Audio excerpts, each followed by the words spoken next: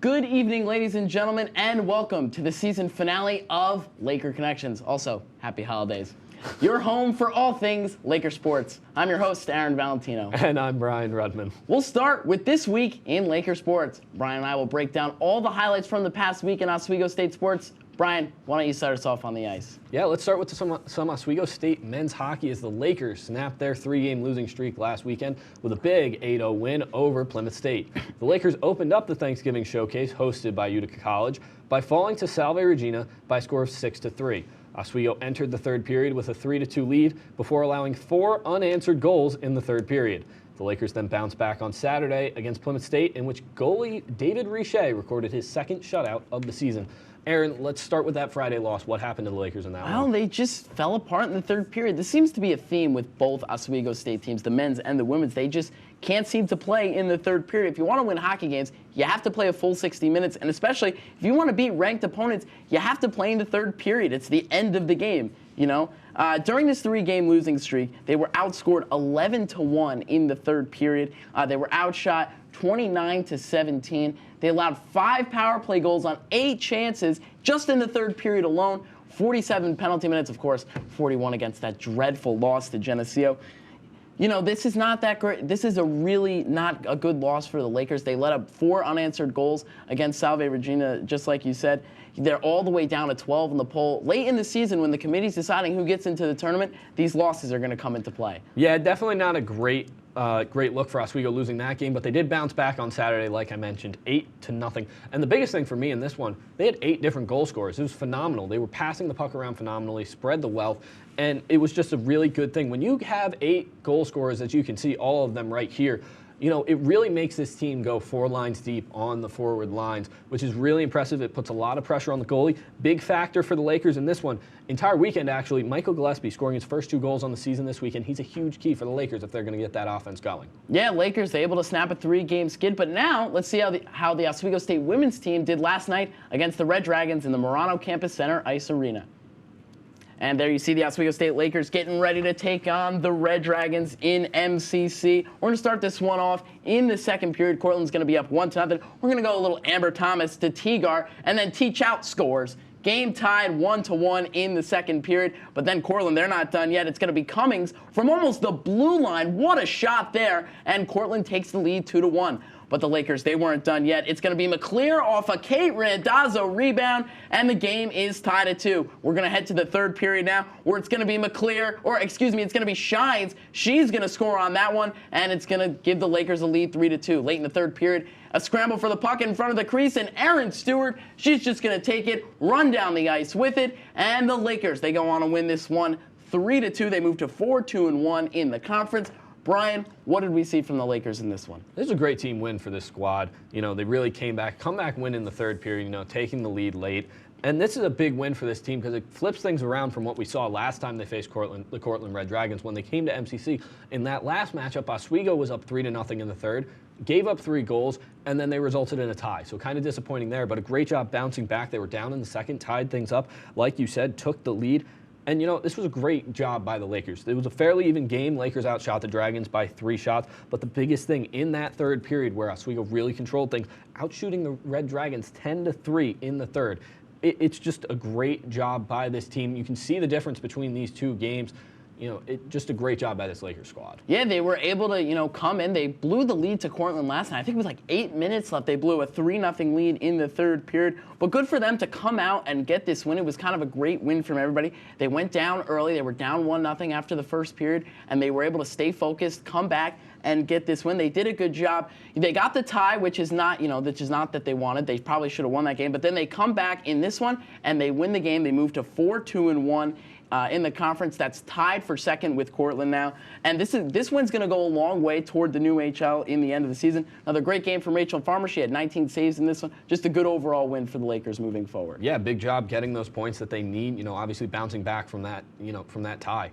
And now we're going to switch to the basketball court as the Oswego State men's basketball team has suffered their first setback of the season with a 83 to 82 overtime loss to the St. Lawrence University Saints. Oswego trailed by that same score for much of the last 2 minutes but went 0 for their last 4 trips down the floor. So, Aaron, what was the cause of the Lakers' downfall in this matchup? Well, Brian, you kind of just said they just got outshone this one. They normally are a great shooting team. They're actually first in the SUNYAC in shooting percentage at right around 50%, and they only shot 37% in this one, and that's not going to get you a lot of points when you shoot 37%. St. Lawrence, they were able to shoot close to 50% in this one. That was a big key to the game, as you see right here. Yeah, they shot 57%. St. Lawrence did, and in the rebound department, they won by a short margin of 38-32. But this really isn't a bad game from the Lakers at all. One, they only lost by 1 point. They made 60% of their free throws compared to St. Lawrence's 30%. They won the turnover battle. They had 9 turnovers compared to St. Lawrence's 16. And great game from Sparks and Garland, each with 27 and 19 points apiece. But overall, not a bad loss. It's not a conference loss. It's not like you lost that first conference game of the season. Just brush it off, and now you can focus on the SUNYAC coming into the weekend. Yeah, but it's definitely a disappointing loss for this team. St. Lawrence came in with no wins. So when you're forking over that first win for a team, that probably doesn't feel good. Long bus ride back, probably. But at the end of the day, this is probably a game that they felt they should win. They probably thought coming in they were the better team. And, overall, just a disappointing way to lose, going 0 for the last 4 trips down the floor. You were in a position to win, and you just couldn't get it done. It was a streaky game. At one point, St. Lawrence was up by, like 8 points, and then Oswego went on a huge run to take things over. But one thing is huge for the Lakers. Like you mentioned, Jeremiah Sparks, he's a freshman, 27 points, led the Lakers in this one. It's huge for the Lakers if they can get production from guys like him off the bench and young guys like him. Yeah, well, it may be the end of the road for our show this semester, but not for the basketball teams. Instead, they'll be starting conference play this weekend. Will both teams be able to get off on the right foot? Stay tuned. You're watching Laker Connections on WTOP 10.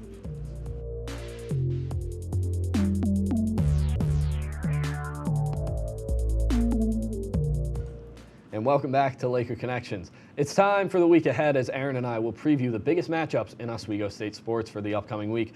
Aaron, why don't you start us off on the ice? Absolutely. This weekend, the Oswego State women's hockey team will face their new HL rival, the Canton Kangaroos, and the Amherst Mammoths. The Lakers come into this matchup 4-2-1 against Canton, 4-2-1 in the conference, and are tied for second with Cortland.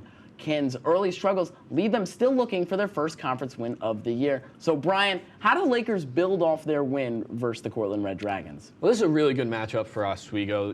They won the last time they played, and this is another great opportunity to really solidify their place at the top of the standings. Canton does not have a single win on the season. And, we really saw that in the last game for Oswego when they played them. Oswego didn't have a great game, but they still found a way to win 2-1. But, you can't go sleeping. You can't come out sleeping into this one. They got to play well. You take a look at the last game, and, Oswego really dominating the shot battle. But, still a tight matchup. So you can't go in and you can't sleep on this team. One thing I'd like to see more out of this Lakers squad is I'd like to see them be a little bit better in the faceoff circle. Right now, they're winning about 50% of their faceoffs. If you really want to compete with the top teams in the conference, you need to win your faceoffs, and you need to control the pace of play because it allows you to play your type of hockey.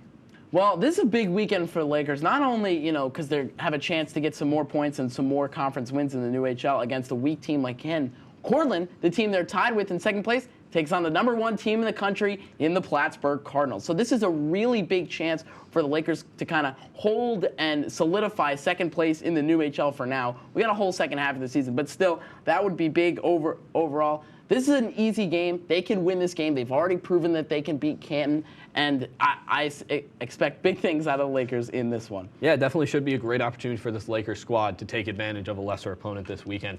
But moving now to the hardwood as the Oswego State women's basketball team will kick off SUNYAC play with trips to Brockport and Geneseo this weekend. The Lakers come in at 3-2 overall, having already surpassed their win total from last season. Oswego State only had one conference win last year and will look to get off on the right foot in the SUNYAC this year. So, Aaron, how do the Lakers do that? How do they get wins this weekend? Lakers just need to keep the good vibes rolling. They've won 3 in a row now. That's more and 3 wins is more, like you said, than they did all last season. And, they've already improved from last year, which is great. They got some confidence. So let's go in and win these conference games. You have a lot of confidence. You bring in who is a brand new student out of Oneonta Community College. She's been scoring 20 points per game for them. We need great games from both and Seed in both of these ones. They're both top 10 in the conference in points. We need if you want to win these conference games, your stars need to step up, and that's exactly what I expect them to do in this one. This is a way more talented team than last year, and they can go in and they can get one step up on these two teams to start the year. Yeah, this certainly presents a interesting challenge for this team, shall we say. They've played pretty well, but you take a look at the standings from last year in the SUNYAC for this team, and Geneseo was a really good team. You take a look, Geneseo second in the regular season. They did play New Paltz and fall in that SUNYAC final. Brockport kind of middle of the pack, 2 games below 500.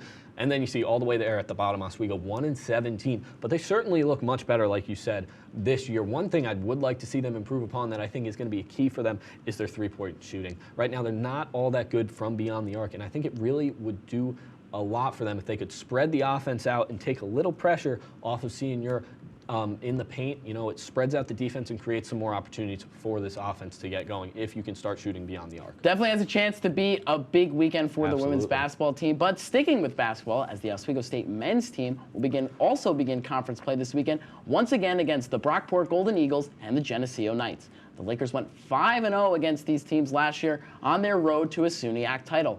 This will be the opening weekend for conference play across the SUNYAC. So, Brian, how can the Lakers, once again, start off on the right foot? Well, this team needs to come out hungry because they just, they lost the game. It can't feel good, but we'll have to see how they react to it because sometimes losing a tough one in overtime can do something to your morale. I don't think it will. I think this team knows how good they are and knows that, they can take care of business this weekend.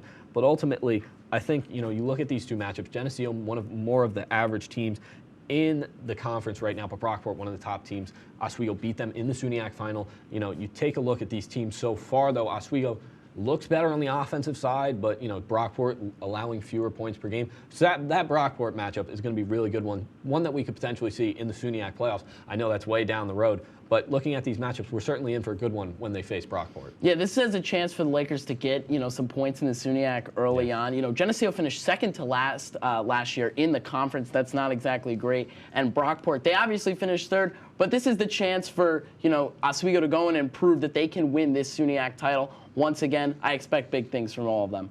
Absolutely, certainly should be a good one. And the confidence started to come back for the Oswego State men's hockey team, but we'll continue in what is practically a must-win weekend. We'll break down the matchups against Buffalo State and Fredonia. On the other side of the break, you're watching Laker Connections right here on WTOP 10.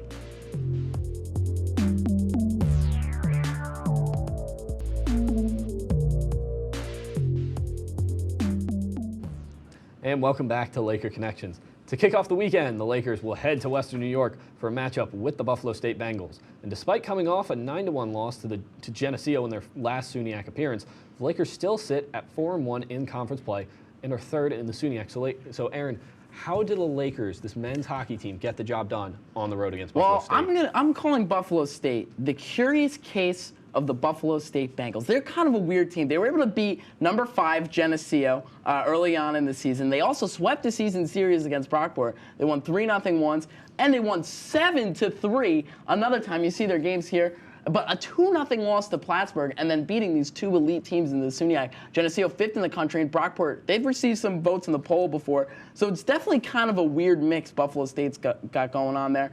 They're 3-3-1. They're third in the SUNYAC. They're scoring 3.13 goals per game. That's actually third in the SUNYAC. And they have the second best defense in the SUNYAC at 2.11. So the Lakers, they got to get that. They got to go in with the same energy that they did against Plymouth State, scoring 8 goals. We know this Lakers offense can be absolutely electric. They have multiple guys that can score. Michael Gillespie, if he can come in and score 2 goals like he did this past weekend, that's going to be huge for them. This is a huge opportunity to go up 4 points on this Buffalo State team.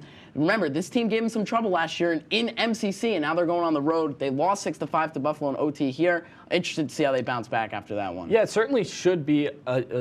Oswego can't go into this one thinking that they're just going to take this victory. This is a stingy Buffalo State defense. We know that coming in. They've given Oswego trouble in the past, but I really think you got to take away what you can from last weekend. Oswego, honestly, they got to keep doing what they did on the offensive side in the Salve Regina game, but ultimately, I think they got to correct this narrative, this unfortunate narrative that they just don't play well in the third period. Like we talked about earlier in the show on that 3-game losing skid, 11-1 loss. Really the only game where they've really played well in the third period is that Potsdam win where they offense absolutely just went they scored 6 goals in that one. But I think, really just fixing that third period, playing a full 60 minutes of hockey, that's going to get the job done for them on Friday Should night. be a good one on Friday, but after facing the Bengals, the Lakers will then travel to Fredonia on Saturday to take on the Blue Devils. Fredonia is last in the SUNYAC and still searching for their first conference win of the year. The Lakers went 1-1 in this matchup last year, with their one loss coming at Fredonia's Steel Hall Ice Arena. So, Brian, what are we looking at for this SUNYAC matchup? Well, you can't sleep on this Blue Devils team. They're not playing well. They're bottom of the conference right now in terms of standings. But you look at their statistics, they're rather average, which is why you can't sleep on them. Because if you go in on the road against this team, especially if you get a win on Friday, you thought you took care of your tougher opponent on the weekend, but you look at the stats, they're scoring goals at a rather efficient rate. Their power play is decent. They're not allowing all too many goals, which is really why they're also kind of a curious case, just like Buffalo State, because their stats don't support where they're at in the standings right now. So you got to come in focused on Saturday. You got to maintain that focus for the entire weekend. And these are a big 4 points that they can get this weekend. Yeah. They got to take care of business. Yeah, it's another curious case of the Blue Devils. One thing I want to point out about them, another really weird stat about them, they have every game. They don't have a win, like you said. Actually, they have one win, an out-of-conference game, which they won 7-2 or something like that. But in every other game, they've either tied or lost by 1. The only game they didn't tie or lose by 1 to was, of course, Geneseo. They lost that one 5-2. It just seems like this team has a ton of bad luck. Like you said, we brought it up earlier. They're 4th in the SUNYAC in scoring, 5th in goals against, and 4th in the power play percentage. They certainly don't seem like a team that should be last in the conference right now. Yeah, absolutely. It's really odd, and it really just doesn't seem like, they should be where they're at, and they're still looking for this first win. So if the Lakers fall asleep on this one, the Blue Devils are going to snatch their first win of the year, and that's going to be a big problem. Yeah, they're going to come out hungry at home, trying to get that last win before everyone goes on that holiday break. Lakers got to come out focused. Absolutely. But before we go to break, for one last time, let's see what Brandon Ladd has for us in Lakers Showdown. Brandon. Last episode, Aaron somehow won his first Lakers Showdown. Can he pull off yet another Christmas miracle, or will Brian play the role of Grinch and ruin his Christmas? Find out when we come back.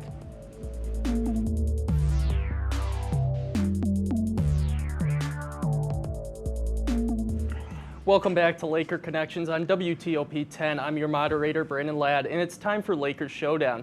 With a 12-1 win last episode, Aaron shocked the world. What will happen this week? It's not going to go the same way. Hopefully another win. My Christmas gift. As a reminder for our viewers, I'll ask the guys 2 questions about Lakers sports. They'll have 1 minute, 30 seconds to debate. Whoever has the better argument wins the point. Guys, are you ready? Let's do this. As always. Okay, first question. Last season, Captain Devin Campbell said the most losses the team could have if they wanted to make the NCAA tournament was 6. With 3 losses to ranked teams already this season, isn't a large bid to the NCAA tournament still an opportunity for the men's hockey team?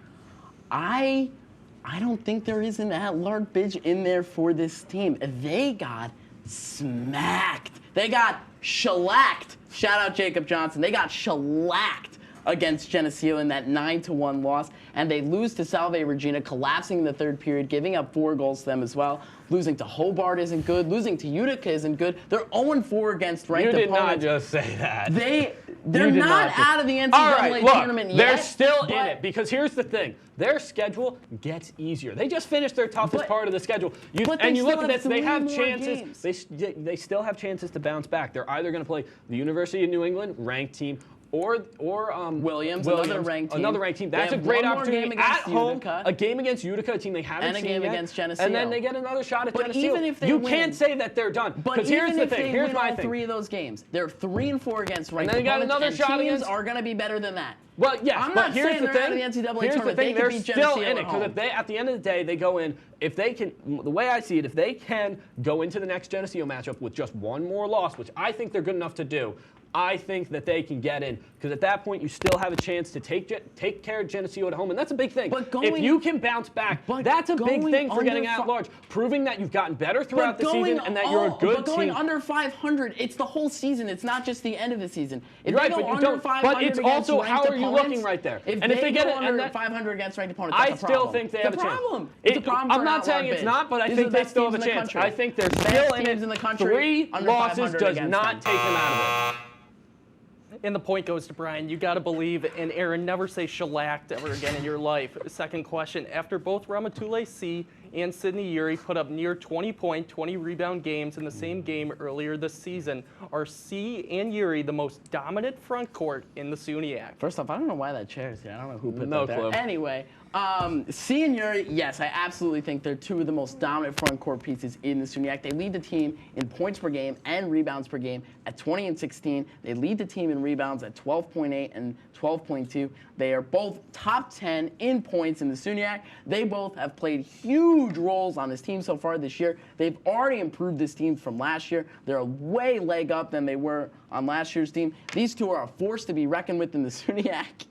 As you see the numbers there. They both have 13 steals on the season, like I said, 12 rebounds a pop. And see, the sophomore, 20 points per game for her. Uri comes in at Oneonta College, averaging 16 points per game. These two are a force to be reckoned with. They've improved the Lakers so much. Top tier in the SUNYAC. Look, there's no doubt. They're good. This is a good team. Those two are good, but I think you got to look at Potsdam for the most dominant front court in the SUNYAC. Devin Elliott and Jakia Howard, both of them averaging above 10 points per game. Elliott 18.2 points per game. Elliott averaging 12.2 rebounds per game.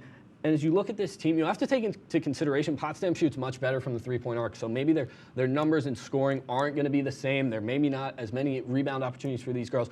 So I think you really got to look at them. They're a very good team. The stats support Uri and C. And Look, they've made this Lakers squad so much no better doubt, than they were but last year. Potsdam is better. They are I think a force to be reckoned with. We'll have to see when they get in this SUNYAC play. I think Potsdam's two girls. I think they take it away. Brian gets the point in the Wow, win really? because he has Okay. a Celtic sweater on. Oh, that's fair. Now, well, we would normally have a third question. Today, we have something a little different planned. Well, now it's time for a very sad goodbye here at Laker Connections. As our lovely producer, Brittany Cairns, last night here at WTOP 10. Brittany has produced Laker Connections for the past 3 years, as well as various other events here at WTOP 10, including the last two Whiteout weekends. She'll graduate next week and take a job at ESPN as a production assistant. Yeah, and Aaron and I wanted to share some thoughts about Brittany's time here and the help that she's given to Aaron and I. Let's take a look. I just want to thank you for everything you've done for not only me, but for Brian as well. You know, you've given Brian and I so much this past year and a half, given us so much advice, and, you know, you saw something in us that I guess not a lot of people have seen in us since we've been here. And it's going to be an honor to take over this show. You know, she's been a huge help to both Aaron and I, not only with this show, but in other things that we've done at TOP. So yeah, she's meant a lot to this show, and she's certainly going to be missed. Now, I think those were some pretty nice things that we said there. I But agree. apparently the feeling wasn't reciprocated. When asked about how she deals with Aaron and I, she gave an interesting response. Let's take a look. Don't. You really don't. It takes a lot of skill, talent, patience, which I don't have. I can't take Aaron seriously. Yeah, so we're not doing, especially in the sweater. by Brittany, you know, you're gonna be missed here. I mean, I do have patience with you guys sometimes. Sometimes. On occasion, she Yeah, has on it. occasion, on occasion. On occasion. No, but in all seriousness, I'm going to miss you guys. I'm going to miss the crew that we have. Sandro and Pete, they're also graduating in December. They've been a huge asset to us. Absolutely. Yeah. So, Yeah. You gonna miss Laker Connections? You've been producing it for a while. Yeah. I mean, this show has been with me since freshman year, so it's kind of losing a part of me, but you guys will definitely have it. Yeah, we I'm got confident, this. you guys. What are we We gonna got do? this. We got this. What are we gonna do? Yeah, we got this. Brittany, for your last show, we'll take a look at the stats here. Too many hours committed to Laker Connections to count. A lot of solids given and a lot of eye rolls directed at me and Aaron. 6,900 solids given, Brittany. That's Yeah. pretty. All right, you want to take away the goodbye? Okay, that's all the time we have for today. Be sure to tune in on Sunday afternoon at 2:30 for Hockey Night in Oswego. For Brandon Ladd, Aaron Valentino, Brian Rudman, and our entire crew here at WTOP 10, I'm Brittany Cairns.